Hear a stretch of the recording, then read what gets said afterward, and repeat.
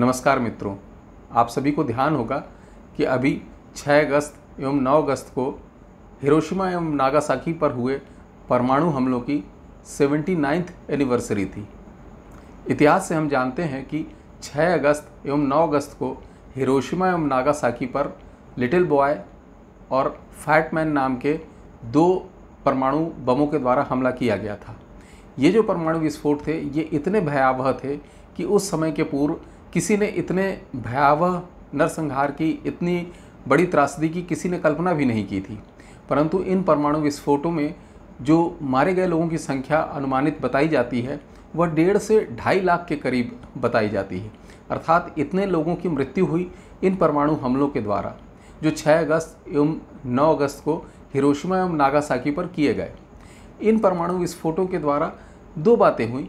एक तो विश्व एक परमाणु शक्ति बनने की ओर अग्रसर हुआ, परंतु साथ ही साथ एक जो समस्या और एक जो चिंता का विषय उत्पन्न हुआ वह यह हुआ कि कहीं हम इन परमाणु हथियारों की होड़ में या इन दौड़ में पड़कर इस पूरे विश्व को खतरे की ओर तो नहीं ले जा रहे हैं।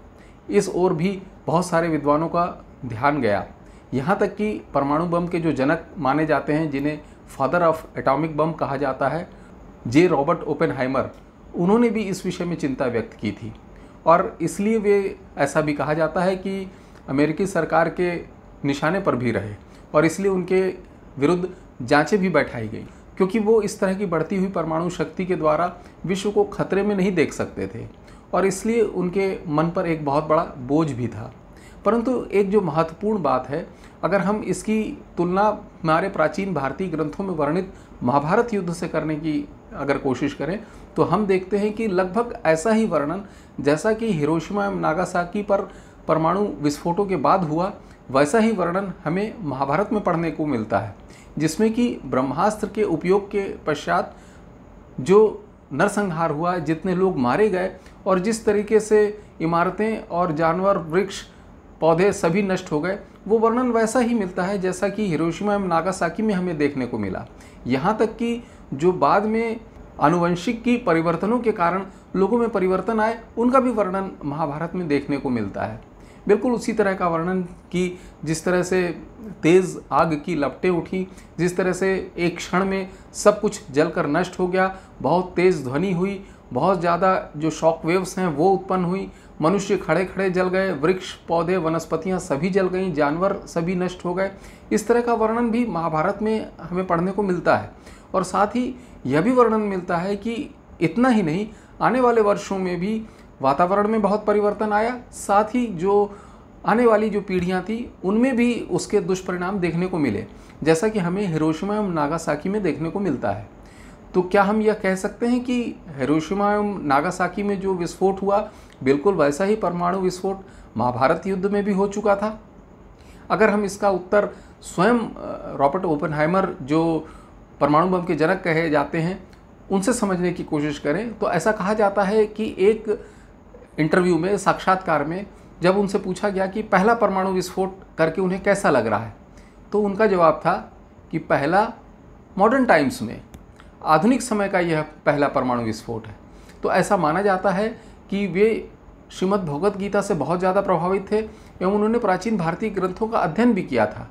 न सिर्फ अध्ययन किया था बल्कि उन्हें अध्ययन करने के लिए संस्कृत भाषा भी सीखी थी और इसलिए उन्हें इस विषय में पर्याप्त ज्ञान था और इसलिए वो ऐसा वक्तव्य दे सके।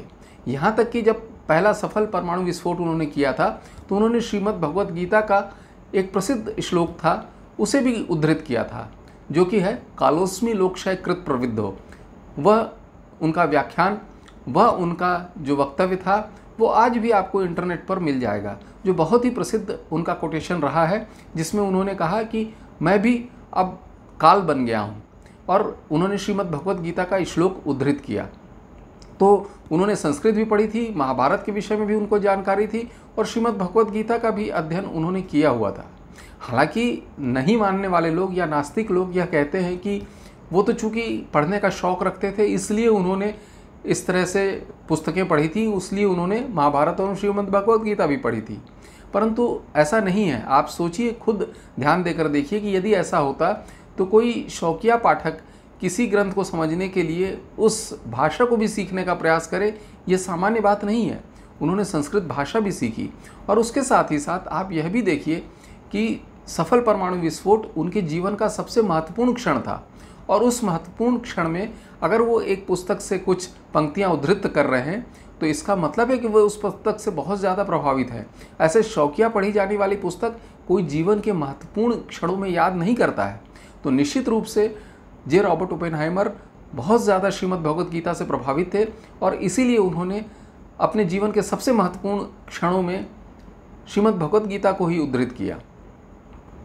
तो हम यह देखते हैं कि महाभारत के युद्ध में जो वर्णन है ब्रह्मास्त्र का और ब्रह्मास्त्र के बाद होने वाले विनाश का, वह बिल्कुल हमें हिरोशिमा नागासाकी पर हुए परमाणु विस्फोटों की याद दिलाता है।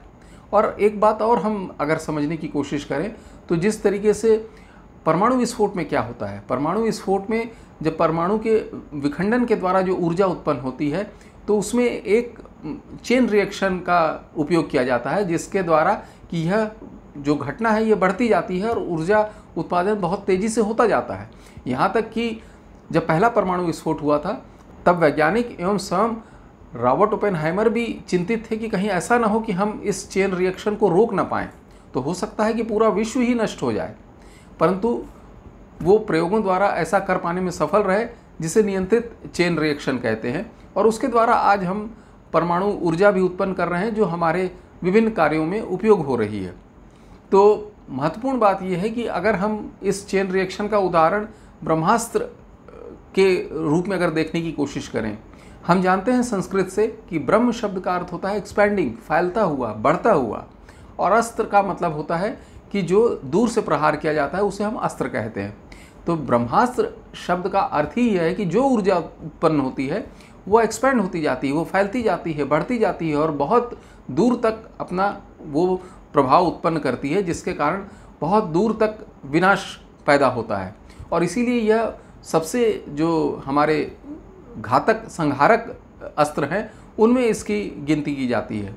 हालांकि हम यह जानते हैं कि यह अस्त्र ब्रह्मा जी का अस्त्र है, इसीलिए इसे ब्रह्मास्त्र कहा जाता है। परंतु इसे हम दूसरे अर्थों में भी अगर देखने की कोशिश करें तो यह हमें स्पष्ट करता है कि जिस तरह से परमाणु हथियार में ऊर्जा उत्पन्न होकर चारों तरफ फैलती जाती है, शॉक वेव्स बढ़ती हैं, ऊर्जा उत्पन्न होती है और बहुत तेज़ी से आग की लपटें चारों ओर फैलती हैं, बिल्कुल उसी तरह का वर्णन ब्रह्मास्त्र का भी मिलता है। उसमें भी ऊर्जा उत्पन्न होकर इसी तरीके से चारों ओर फैलते हुए विनाश करती थी। तो हम यह तुलनात्मक रूप से कह सकते हैं कि जो ब्रह्मास्त्र का वर्णन है, उसके जो विनाश का वर्णन है, वह बहुत कुछ हमें परमाणु विस्फोट के द्वारा हुए विनाश को इंगित करता है ना। आश्चर्य की बात, इससे ऐसा प्रतीत होता है कि हमारे प्राचीन भारतीय ऋषियों को आधुनिक विज्ञान का अद्भुत ज्ञान रहा होगा और बहुत कुछ संभव है कि प्राचीन ऋषियों को एटॉमिक ऊर्जा के विषय में भी जानकारी रही होगी, प्राचीन भारतीय ऋषियों को परमाणु ऊर्जा के विषय में भी जानकारी रही होगी। एक इसका उदाहरण हमें समय की विस्तृत सीमाओं से भी मिलता है, जो हमें केवल प्राचीन भारतीय ज्ञान में मिलती हैं। विश्व के किसी भी संस्कृति में, किसी भी सभ्यता में हमें समय की इतनी विशाल सीमाओं की गणना की जानकारी नहीं मिलती है जितनी कि भारत के प्राचीन ज्ञान में हमें मिलती है। हमें सेकंड के भी सूक्ष्मतम भाग से लेकर करोड़ों अरबों वर्षों तक के समय की गणना हमारे प्राचीन भारतीय ग्रंथों में मिलती है।